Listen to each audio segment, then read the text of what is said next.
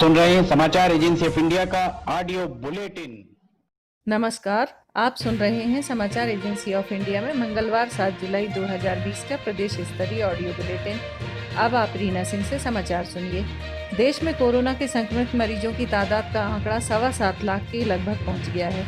वर्तमान में यह आंकड़ा 7,23,185 पहुंच गया है। देश में कुल एक्टिव मरीजों की तादाद से लगभग 1,80,000 से ज्यादा लोग स्वस्थ हो चुके हैं। देश में अब तक सक्रिय मरीजों की तादाद 2,61,454 एवं रिकवर्ड मरीजों की तादाद 4,41,436 है। जिनका निधन हुआ है उनकी संख्या 20,199 है। अब तक देश में कुल 1,02,11,092 लोगों का कोविड परीक्षण कराया जा चुका है। मध्य प्रदेश में संक्रमित मरीजों के मिलने की तादाद अब कम होती दिख रही है। प्रदेश में कुल संक्रमित मरीजों की तादाद से लगभग 8,491 से ज्यादा लोग स्वस्थ हो चुके हैं। प्रदेश में आंकड़ा 15,284 पहुंच गया है, जिसमें एक्टिव मरीजों की तादाद 3,088, रिकवर्ड मरीजों की तादाद 11,579 एवं जिनका निधन हुआ है उनकी तादाद 617 है। प्रदेश में जिन जिलों में कोरोना के संक्रमित मरीजों की तादाद 200 से ज्यादा है, उनमें इंदौर में 4,876, एक्टिव मरीजों की तादाद 849, भोपाल में 3,110, एक्टिव मरीजों की तादाद 551, उज्जैन में 669, एक्टिव मरीजों की तादाद 18, मुरैना में एक्टिव मरीजों की संख्या 682 एवं सक्रिय मरीजों की तादाद 423, नीमच में 466 कुल एवं एक्टिव मरीजों की तादाद 29, ग्वालियर में कुल 583 संक्रमित मरीजों में से 249 एक्टिव, जबलपुर में कुल मरीजों की संख्या 444 एवं एक्टिव मरीजों की तादाद 75, बुरहानपुर में 413, एक्टिव मरीजों की तादाद 16, सागर में कुल मरीजों की संख्या 422 एवं एक्टिव मरीजों की तादाद 88, खंडवा में 344 कुल एवं एक्टिव 53, खरगोन में कुल 318 मरीजों में से एक्टिव मरीजों की तादाद 38, भिंड में 296 संक्रमित मरीजों में से एक्टिव मरीज 89 एवं देवास में कुल मरीज 239 एवं एक्टिव मरीजों की तादाद 37 है। प्रदेश में मंडला एवं अनूपपुर में एक्टिव मरीजों की तादाद 0 है। मुख्यमंत्री शिवराज सिंह चौहान ने कोरोना मरीज को अस्पताल के बाहर छोड़ने की घटना को गंभीरता से लिया है। उन्होंने इस घटना को बेहद दुर्भाग्यपूर्ण बताते हुए घटना की जांच के आदेश दिए हैं। उन्होंने कहा कि यह घटना अमानवीय और निंदनीय है। घटना के दोषी लोगों के विरुद्ध कार्रवाई की जाए। मुख्यमंत्री श्री चौहान ने कहा कि प्रदेश में गत 3.5 माह से कोरोना पर नियंत्रण के कार्य के साथ ही एक रोगी का उपचार सर्वोच्च प्राथमिकता से सुनिश्चित किया जा रहा है। प्रत्येक जिले में स्वास्थ्य विभाग का अमला सजग है। कोविड केयर सेंटर सुचारू रूप से कार्य कर रहे हैं। प्रतिदिन जिले से लेकर राज्य स्तर की गहन समीक्षा की जा रही है। इसी स्थिति में किसी रोगी को गंभीर स्थिति में अस्पताल प्रबंधन, एम्बुलेंस संचालक या किसी अन्य व्यक्ति द्वारा अपने हाल पर छोड़ दिए जाने की घटना बहुत गंभीर है। मुख्यमंत्री श्री चौहान ने कहा कि इस घटना के दोषी व्यक्तियों के विरुद्ध सख्त कार्रवाई की जाएगी। मुख्य सचिव इकबाल सिंह बैस ने कोरोना वायरस की मॉनिटरिंग में खंडवा जिले में हुए नवाचार को अन्य जिलों में अपनाए जाने को कहा। उन्होंने कहा कि जिस तरह भोपाल में प्रारंभ में बाहर से आए व्यक्तियों के आगमन के बाद आवश्यक एहतियात बरती गई और कॉन्टैक्ट ट्रेसिंग का कार्य नियमित हुआ, उसे अभी भी अमल में लाना चाहिए। राज्य शासन द्वारा नगरीय निकायों के कर आदि पर 22 मार्च से 15 जून 2020 तक के देय अधिभार को माफ कर दिया गया है। ऐसे नागरिक जो 31 जुलाई 2020 तक नगरीय निकायों के कर जमा करेंगे, उनके लॉकडाउन अवधि को अधिभार की गणना में नहीं लिया जाएगा। गौरतलब है कि नोवल कोरोना वायरस की महामारी के कारण लॉकडाउन लागू होने के कारण आम नागरिक नगरीय निकायों के विभिन्न कर जैसे संपत्ति कर, जल कर एवं जल उपभोक्ता प्रभार आदि का भुगतान नहीं कर पाए हैं। इससे करों आदि पर अधिभार देय हो गए हैं। इसलिए राज्य सरकार द्वारा आम नागरिकों के हित में अधिभार माफ करने का निर्णय लिया गया है। सभी नगर निगम आयुक्तों, मुख्य नगर पालिका अधिकारियों को वर्ष 2019-2020 के संपत्ति कर एवं जल कर पर अधिभार न लेते हुए 31 जुलाई तक अधिक से अधिक कर संग्रह करने के निर्देश दिए गए हैं। मध्य प्रदेश में मंत्रिमंडल के विस्तार के बाद भी अभी तक विभागों का बंटवारा नहीं हुआ है। विभागों के बंटवारे को लेकर जारी खींचतान के बीच कांग्रेस ने भाजपा पर हमला बोला है। अभिनेता से नेता बने पूर्व केंद्रीय मंत्री शत्रुघ्न सिन्हा ने ट्वीट करते हुए कहा कि मध्य प्रदेश में भाजपा 3 खेमों में बांट दी गई है। मंगलवार को भाजपा पर हमला बोलते कांग्रेस नेता और पूर्व केंद्रीय मंत्री शत्रुघ्न सिन्हा ने कहा कि मध्य प्रदेश में भाजपा 3 खेमों में बंट गई, महाराज, नाराज और शिवराज। मंत्रिमंडल विस्तार के बाद अब विभागों का फैसला भी केंद्रीय नेतृत्व के हाथ में चला गया है। दिल्ली में 2 दिन की मशक्कत के बाद भी यह तय नहीं हो सका कि भाजपा के पास कौन से विभाग रहेंगे और सांसद ज्योतिरादित्य सिंधिया खेमे में क्या जाएगा। बताया जा रहा है कि ज्यादा झगड़ा नगरीय विकास, पीडब्ल्यूडी, राजस्व, स्वास्थ्य, परिवहन, जल संसाधन, पीएचई, वाणिज्यिक कर, आबकारी, स्कूल शिक्षा और महिला एवं बाल विकास विभाग को लेकर है। सिंधिया अपने खेमे के नेताओं को कई बड़ा पद दिलाना चाहते हैं। मंत्रिमंडल के बंटवारे को लेकर शिवराज सिंह चौहान दिल्ली का भी दौरा कर चुके हैं। शिवराज ने दिल्ली दौरे में पार्टी के वरिष्ठ नेताओं से मुलाकात की, लेकिन अभी तक विभागों का बंटवारा नहीं हो सका है। मध्य प्रदेश मौसम विभाग ने आगामी 3 दिनों तक भारी बारिश की संभावना जताई है। मौसम विभाग ने इस संबंध में प्रदेश के 3 संभागों के 14 जिलों में खासतौर पर भारी बारिश की चेतावनी जारी की है। दरअसल बंगाल की खाड़ी और अरब सागर में एक बार फिर सक्रिय हुए मानसून का असर मध्य प्रदेश के कई क्षेत्रों में दिखाई देगा। यही नहीं, इस सिस्टम के बनने से आगामी 24 घंटों के भीतर पूरे प्रदेश में भारी बारिश की संभावना है। मध्य प्रदेश में जून और जुलाई के पहले हफ्ते में बारिश के साथ ही बादलों की अटखेलियां जारी हैं। बारिश के साथ मौसम के मिजाज में भी बदलाव देखने को मिल रहा है। हालांकि बीते 1 सप्ताह से भोपाल जिला वासियों ने भारी बारिश का नजारा नहीं देखा। कहीं कहीं हल्की बौछारों का सिलसिला जारी है।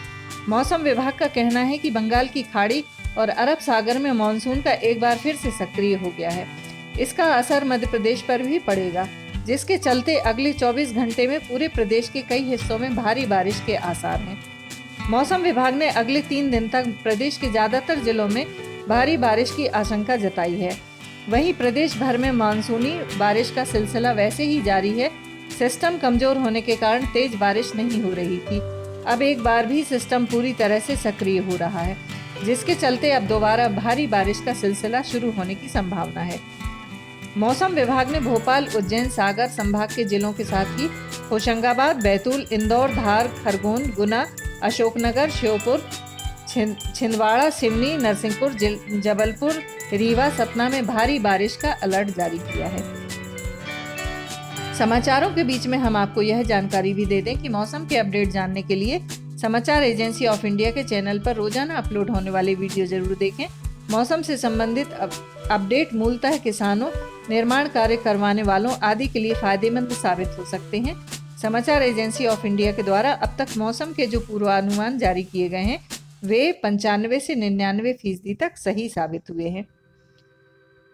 कोरोना मरीज के साथ भोपाल में अमानवीय व्यवहार का मामला प्रकाश में आया है। एम्बुलेंस ड्राइवर ने कोरोना मरीज को अस्पताल की पार्किंग में छोड़कर चला गया। जब तक अस्पताल के कर्मचारी वहां पहुंचते उससे पहले ही मरीज की सांसें टूट गईं। घटना का सीसीटीवी वीडियो सामने आया है, जिसे देख आपके रोंगटे खड़े हो जाएंगे। मृतक भी बिजली कंपनी में कर्मचारी है। मृतक के बेटे ने कहा है कि पिता का शरीर करीब 1 घंटे तक अस्पताल के बाहर पार्किंग में पड़ा रहा। खुले में उनका शव पड़ा हुआ था। जानवरों के साथ भी ऐसा नहीं होता है।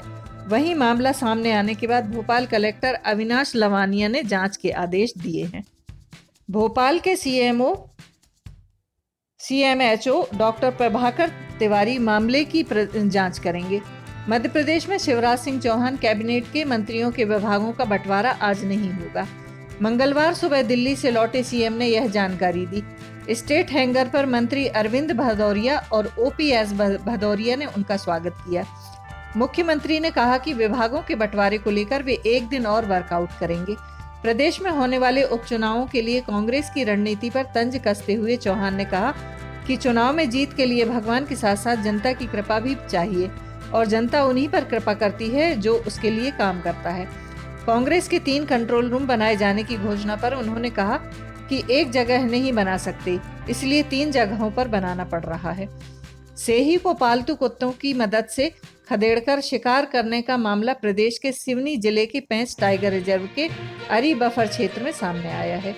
1 सप्ताह पहले सेही का भाले और कुल्हाड़ी से शिकार करने वाले बीसापुर गांव निवासी 3 आरोपितों को अरी बफर रेंज के वन अमले ने गिरफ्तार कर कोर्ट में पेश करने के बाद जेल भेज दिया है।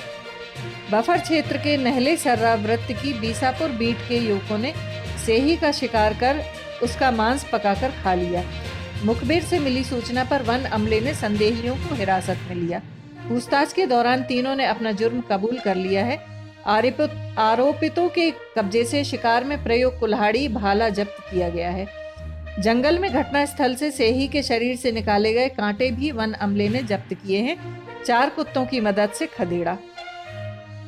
नुकीले कांटों की मदद से सेही दूसरे वन्य जीव से खुद की सुरक्षा करता है।